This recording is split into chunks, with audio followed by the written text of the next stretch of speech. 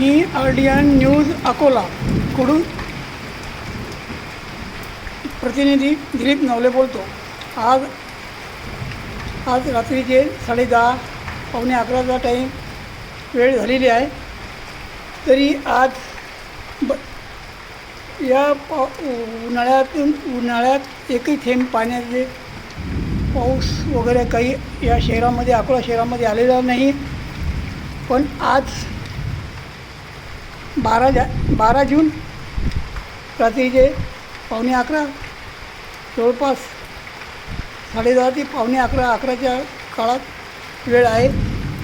तरी आता जोरजोराने गरजणे आणि चमकण्याच्या हिशोबाने पाऊस सुरू झालेला आहे। तरी सगळ्या शहरातील थोडा असा नागरिकांना दिलासा गारवा निर्माण तयार झालेला आहे।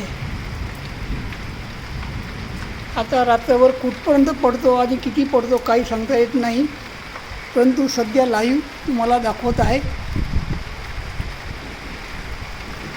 तरी आपण आपल्या भागामध्ये कुठे पाऊस वगैरे झाला का ते आम्हाला कमेंट करून कळवा आणि आमच्या चॅनलला सबस्क्राईब करा। आता हे तुम्हाला ढगांचा कडकडासह आवाज येत असेल।